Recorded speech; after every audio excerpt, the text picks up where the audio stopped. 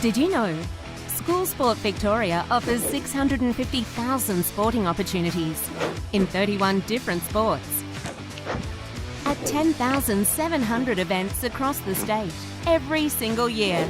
That's a lot of kids playing sport. And for over 25 years, the Victorian School Sports Awards have recognised more than 1,500 students, teachers and volunteers for excellence and outstanding contribution to school sport. Now that's a champion effort.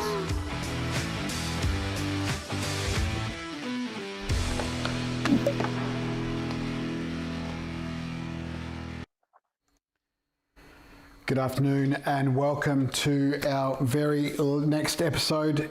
We're in episode 7 right now. We got the lovely Joshua Dunkley-Smith who's joined us today. How are you, Joshua? I'm very good, thank you. A little bit cold, but not too bad. Excellent. Now you're in the shed, are you? I was expecting to see boats and paddles, but I see bikes. No, actually, this is the kitchen. This is part of our cupboard here with some food on it, and these are the bikes. Yeah, up on a bit of a stand here to keep the space in our small rental place as much as we can. Yep, it looks good. I'm sure you have many trips to IKEA. Let me introduce you to those of you who don't know. This young man has certainly a lot of achievements under his belt. 2010, the World Championships in New Zealand, where he came away with a bronze. In 2011, World Championships in Slovenia, came away with a bronze. 2012, London Olympics, came home with a silver from the coxless 4. 2013 World Championships in Korea, silver. World Championships in Amsterdam in 2014, bronze. 2015 World Championships in France, silver. And 2016, the key, Olympics in Rio with a silver. And then in 2018, a world record in the indoor rowing with the 5:35.8. Mate, you have achieved so much in your life. Would you agree? Yeah, I'd definitely like to think so. I mean, particularly given that for me, I left school not really having a good idea what I wanted to do. I think I packed a lot into the last 10 years, so I'm pretty happy with that. Which is excellent. Now, out of all those, which is the sweetest victory for you? Which would you say is the sweetest? Probably my first Olympic medal in London, the silver. That was definitely a very memorable event. I followed sort of mum into sport, and she attended 2 Olympic Games. And so that was to be able to sort of follow in her footsteps a little bit and go that next step and have them all there was really special. Brilliant. That's so good. So that... We'll talk a little bit more about your lead up to London later on. You've kind of touched on a few things there, but where did it all start for you? In 2010, you were 20 years old, and that's where your first World Championships came about. But where did rowing start for you? How did you get into it? I had probably a little bit different to the start in rowing to what a lot of people do. I participated in a lot of sports growing up. I played hockey sort of very young. I even did a bit of fencing, which I really enjoyed. From about sort of age 14 to 16, I was into swimming quite heavily. That was sort of the 5 mornings a week, a couple afternoons in the gym. And doing really well at that. I got really big feet, so that helped a lot. So I actually came to rowing. It started at school, at college in year 9, but I didn't start until year 10. I actually, given that I was swimming so much outside of school already, when we came to year 10 and we got to choose a sport, I chose something I didn't necessarily want to have a whole heap more demands on my time. So I chose something which I thought would be relatively low hours in terms of training and a bit of fun to do. And so I did badminton, which was something a bit different for me. I don't think I won a single point that whole season, but I had a good time. And then the next year I got spotted, I think, by one of the rowing coaches, and he sort of approached me and said, I think you should give rowing a shot. And I did. And it really appealed to me. I mean, being outside and being on the water. And so I really enjoyed it, and it came to me very naturally. How much of the move away from rowing at the start, because you went to Albert Park Primary School to start with, and I would imagine they would have some form of rowing because they're right near the water, of course. No, I don't. I only attended Albert Park until grade 3, at which time we moved to Geelong. I don't think Albert Park was a great little school, but they were sort of, at the time, on a really small block in just near the shops there, which has since they've taken over a few blocks nearby, but it was a really small school, very packed in, I think a convent or something, so a big old bluestone building. Not a lot of sport there. So initially I was doing a lot of sport outside of school, so that's probably where I really got into it. Which is great. Now, correct me if I'm wrong, grandfather Leonard was involved in rowing and on water. Dad Darren was involved in rowing and president of so-and-so clubs, and obviously loved water. Your mum, an Olympic rower. Your sister Addie, another Olympic rower. And then you've got your sister Connie, who loves to swim, again, water. How much of your move away from, didn't want to touch rowing was because it was surrounded around you at that time? I wouldn't say that I necessarily didn't want to touch it. I think that's why I moved towards it. So mum was a sailor. So I grew up a lot watching her on the water. So that was probably something where I initially got that just enjoyment and feeling for being outside, for being active, like on the water and around the water. And so that was something that pulled me into swimming initially. And then rowing is something that, as I said, it really ticked all those boxes. It was outside, on the water, a really tight-knit team sport. So they all appealed to me massively. Which sounds fantastic. Now, what part did school sport play in your formation as a rower? Obviously, you said you started with badminton, but what part did they play in forming you as an Olympic rower? I think a lot. I got definitely the opportunity to try a lot of different things. I think that was really important for me. As I said earlier, I left school not really having a solid plan or goal for what I wanted to do, at least at the front of my mind.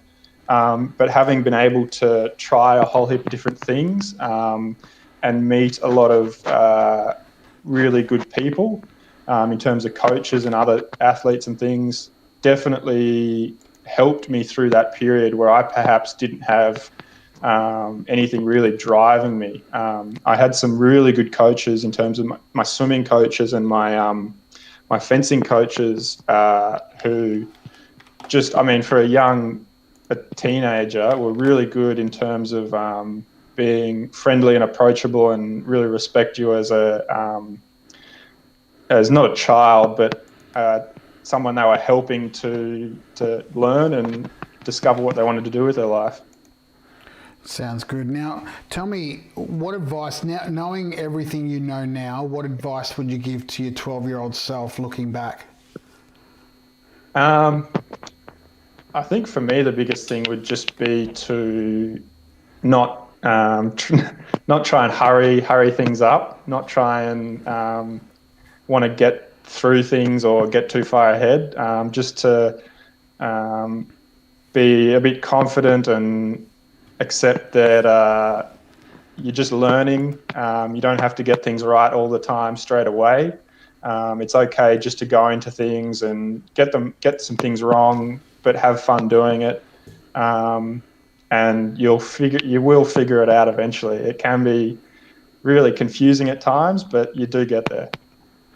It must have been nice to be recognised by that teacher coach that you talked about, and then, you know, starting to step into rowing, and you would have seen some results pretty much straight away, knowing that it was a good fit. Badminton was great for fun, but this is the fit for Joshua. How much of mum being an Olympian put pressure on you to perform and even to make it to the Olympics as well? Yeah, it definitely was. It was nice to be recognised again at that period where you sort of every kid is finding their way a little bit. To have someone sort of come up and say, "I reckon you should give this a shot," was really good. For me, I think one of the biggest things of mum's influence is that even though we grew up watching her train really hard and give a lot for her sport, she was always really adamant that we be very independent, that we were self-sufficient, that we could find our own drive. I mean, certainly she'd do whatever she needed to do to support us to be able to do whatever we wanted to do, to drop us off to training early in the morning, pick us up, drop us to school, take us to training afterwards, pack lunches, wash just heaps and heaps of sports gear, all the things that mums and dads do. But she definitely made it clear that she would support us as much as she could. But I mean, particularly in terms of the swimming, that I would be the one who had to jump into the pool. I had to find the motivation to do that when it was 5:45 on a Geelong morning in the middle of winter, and it's like -3 degrees or something, and you're just fresh out of bed and half awake. So I think that was a really important part of growing up with sport, was learning that you really have to find that motivation internally yourself. Yeah, definitely. I mean, you have achieved in your time 4 bronze medals and 4 silver medals, and the 2 silver medals, 2 Olympic silver medals, which is amazing. But obviously the World Championship medals are also nothing to scoff at. Tell me, what would a typical week look like in the lead up to you peaking for any of these championships? Because for those teenagers out there listening, thinking, I might give rowing a go, tell them what they're in for, because the internal motivation is very important. Yeah, it absolutely is. And I don't want to put anyone off. The big thing is that when we were doing this, we'd built up to that point. So over a number of years, we'd built up to be able to sort of do those volumes. But particularly sort of before competition, our loads would go up, and we were doing 40 plus hours of training a week. So that's not including sort of warm-ups and all the meetings and other things you do in the physio, the doctor. And I mean, just eating becomes a bit of a chore sometimes when you're doing that much work. So we would be 5 days of the week on the water every morning, come in, we'd have breakfast before going out, come in, have a second breakfast, either get back on the water or get on the bike or something, come in, have lunch, have a little bit of a rest. A lot of people, mainly you have a nap or something, then you're back on the bike or on the erg or in the gym. And then on the weekends, it's sort of 2 rows Saturday and maybe a long ride. And then Sunday is another row and maybe a bit of a shorter recovery ride. So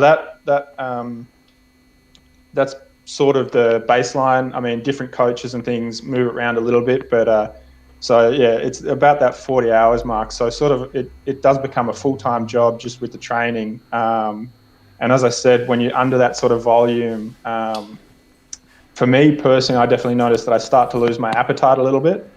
And it's critical because you really have to maintain eating, otherwise you start to get injuries and things coming in. So it's definitely full on, but you don't have to be there straight away. It's about building up to that point. I mean, you talk about maintaining eating, which is important, strength and conditioning, which is important. 40 hours a week in training. because when I heard you describe your week, there wasn't a day off in there. 5 days a week on the water, 2 rows on Saturday, a long ride on Sunday. When does Joshua get his downtime? Well, we had a bit of a program where it was sort of 3.5 days on, 3 days, and then half a day off, and then 3 days on. The coaches they trick you a bit because they say, yeah, look, you get a half day off. And so instead of doing 3 training sessions spread out on like a Wednesday, you do 3 training sessions in the morning and have the afternoon off. Aren't they good to you to give you half a day off? Yeah. They make sure to tell you about it. But so there are bits and pieces of time in there, not a lot. And what you do get, I was always quite exhausted, and so you're just sort of recovering. Mentally, you're physically fatigued, but also mentally fatigued. So doing a lot of other stuff can be difficult, but it can be really good to sort of push through that, because just having things that keep you fresh mentally, that take you away from the sport, particularly if you're overseas or you're in a camp or something, it can get really all-consuming, and that can really sort of take the edge off what you're trying to do. So for me, it was just, I read a lot of books. That was a really good one. I kept up as much as I could with a uni degree. I talked to my girlfriend as much as I could, talked to family and friends as much as I could sort of in the evenings. And that's, again, if you're traveling, working that out with time zone differences can be a bit of an issue as well. But just getting whatever you can, wherever you can, and particularly working with your coach as well. So it's about they're learning about you and you're learning about you, so that you know if you really are sort of close to the limit, and you feel like you're straying too far into that territory where you might start getting injured or sick, you have to communicate to let them know that you've just got to have a day or so. And I would say that's really important, is to know that you do have to train hard, but you have to know that sometimes you've got to pull it back just to look after yourself, make sure you're right, because if you get injured or sick, that's going to cost you a lot more than a few days here or there.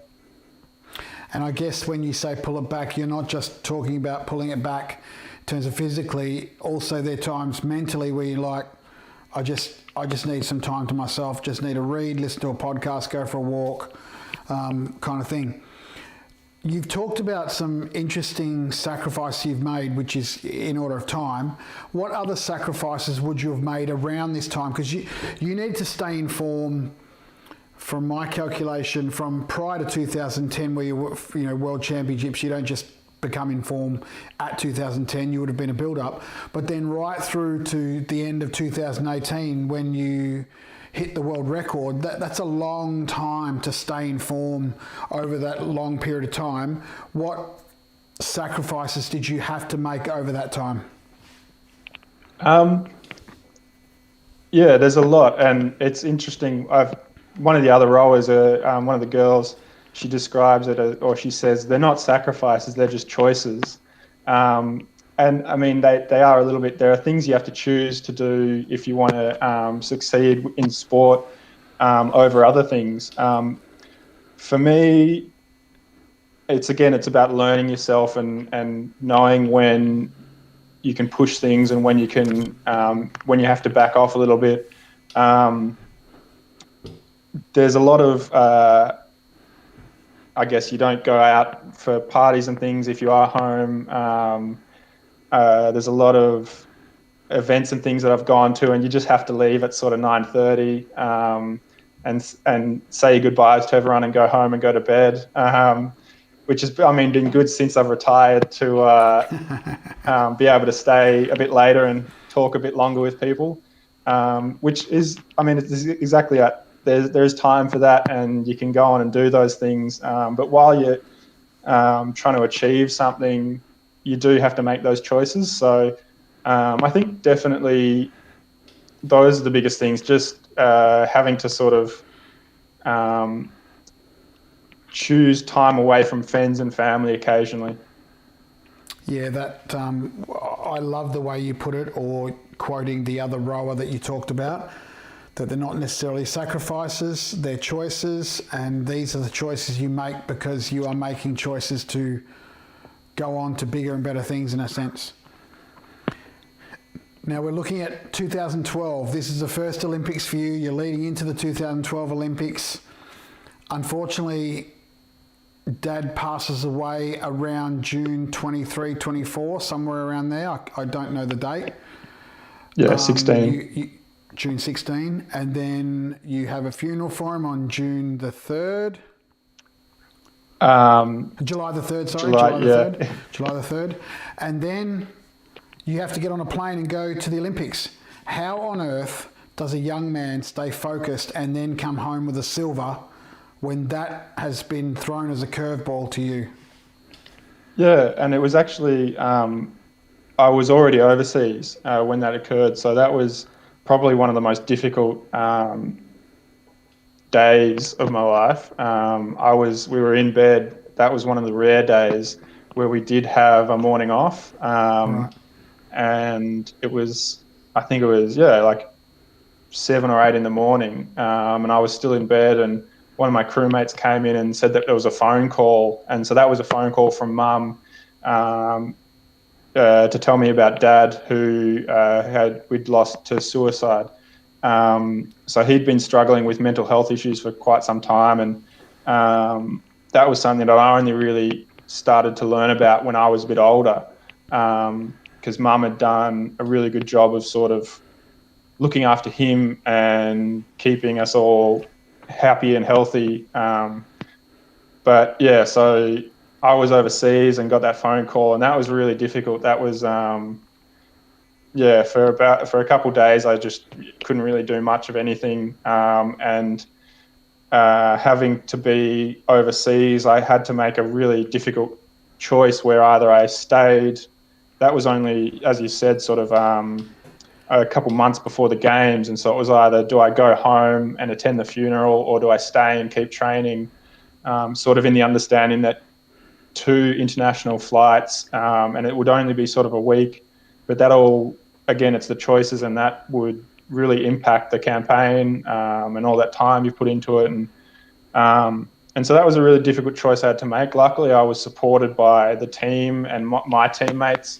In the 4, they brought Mum and my sisters over, and we were able to stay together for a bit over in Italy while we were training over there. So that really helped. And having good friends around on the team was really vital, just to get you through, to support you. So I think, as hard as it is to say, it's almost one of the best places to have been in that circumstance, where you have so many people around you who do. A team really does. It is a family away from family, and so they really do. I have a lot of good friends who really do care a lot about you, and so they look after you, and so that was really good. Yeah, thank you for sharing. I didn't realise that's how Dad had passed away, but I guess at the time, having that larger focus that was beyond you and beyond yourself and representing your country would have been a very welcome distraction at that time as well. Yeah, certainly. I think that, as I said, you have those friends and family there to support you, and then to have something which sort of in some way helps to pull you through times like that was, really vital. Fantastic. But you've got some medals in your hand. You came home with a silver. Sorry, show us those medals there that you've got in your hand. I love to see medals that Olympians win. Well, actually, this is the case here. I'm not sure if you can see. It's a bit beaten up. Is that from passing it around to people and them having a look at it? Yeah, so it's been through a lot of hands. You're a very but generous that's part young man. of. I can imagine you passing it around to a lot of people. That's part of the part of the whole experience. So there are a lot of people there who aren't there. Sorry, who are watching from home, who support you, and so it's good to be able to go and take it round and show people. You may not be able to see with all the glare here. No, that's good. No, it's good. It looks good. It's very well made, and even where the ribbon attaches to the medal itself is pretty amazing. Yeah. I think starting in Beijing, the games before London, they started to get a lot bigger. If I've seen a lot of the guys I've rowed with, their medals from previous Olympics, and they were certainly a lot more modest, a lot smaller. But recently, it seems like the trend has been to go for really big dinner plate sort of style ones. But I mean, and so they're very. They've got a lot of weight to them, which I think is the first thing that people notice when you hand them to them. How much, how heavy they are, how impressive they are. Then, but as I said, this has a lot of scratches and dings on it, and they don't replace them. There's only a certain number of them made each Olympics, so you can sort of be very protective of them and take really good care of them, which I do. But I really enjoy it. I think the biggest part of it has been showing them around and letting people feel it and experience it a little bit. I wouldn't have it any other way. I like the dings and scratches. It tells a story. It does, yeah. And even holding that medal tells a story too, because you talked about how much your mum picked you up and dropped you off and made you lunches. Maybe they should have a medal for parents as well. And also what you talked about before, looking after Dad and making sure that, all you guys were good, because you got a sister named Addie and a sister named Connie. Addie is another Olympic rower, is that correct? She's represented the Olympics. She's represented Australia at the Olympics, is that correct?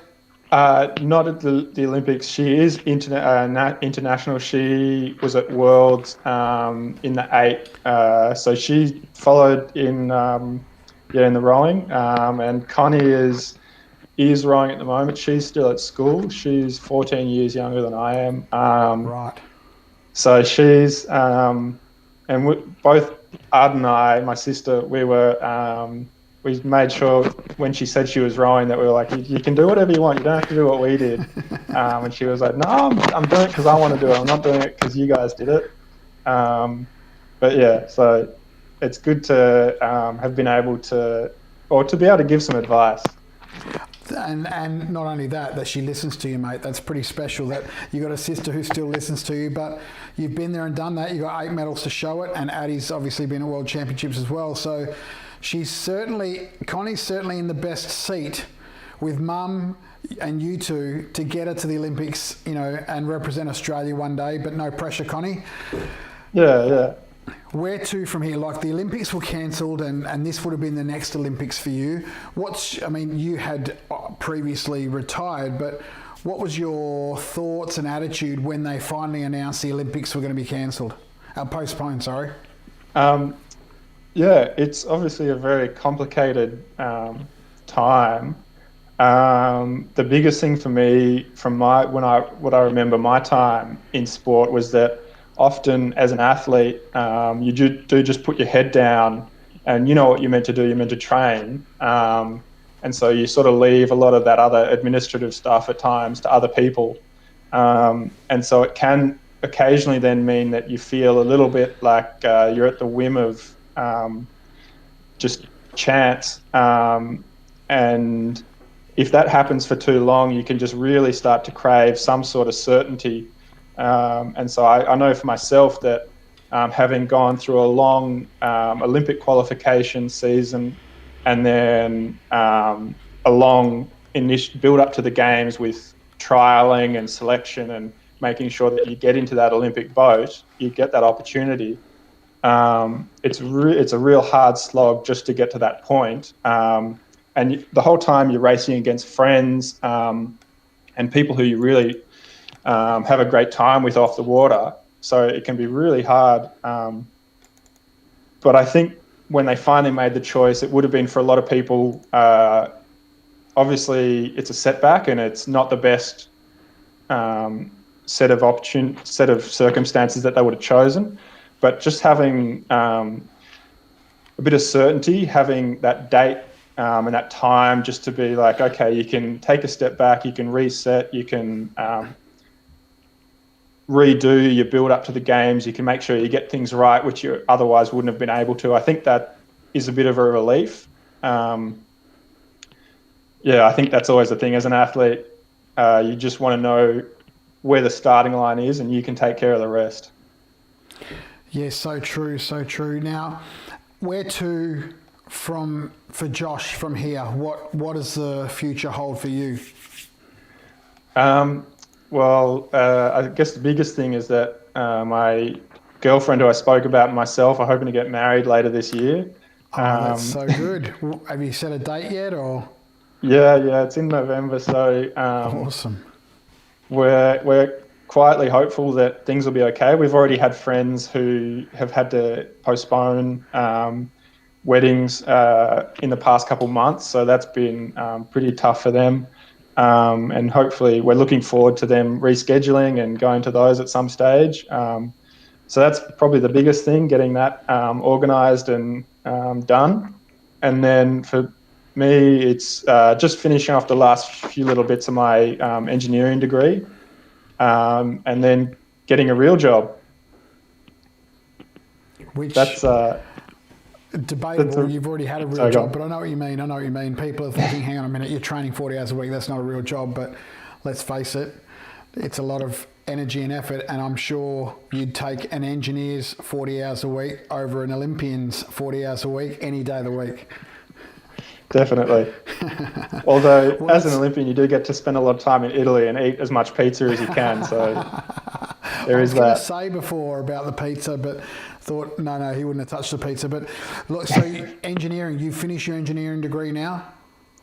I've got one more thing to do, an honours project, and then, I'm done. So that's another thing that I'm really proud of, being able to sort of just chip away at that throughout my sport career, and have something to go to afterwards, was really, really important, because it can get all consuming, and then at the end of it all, when you sort of look up and you need to have something else to go on to.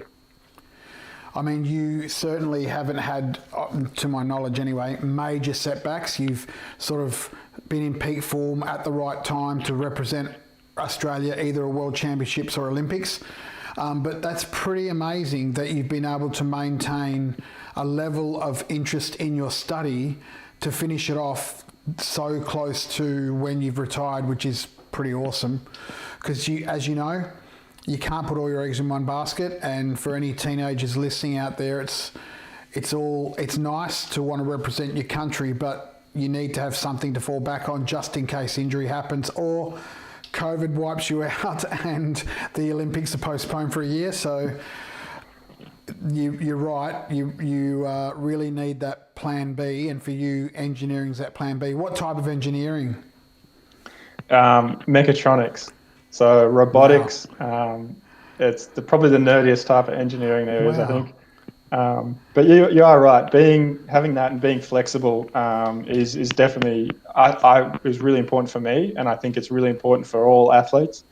And it's not just about having something else should injury or something occur, but I felt it was also it made me a better athlete. Having, as I said, something else to do, something to take you away from just thinking about sport all the time, made me a better rower, being able to come to it fresh at various times. Very good. Now, how can the audience get in touch with you should they want to? If they're listening to the podcast or watching the live show, how can they get in touch with Joshua Dunkley-Smith? Well, I'm actually a bit of a rarity in that I don't have a Twitter or an Instagram or even really a Facebook page anymore. I'm a bit sort of old school like that, but I definitely enjoy receiving emails and things.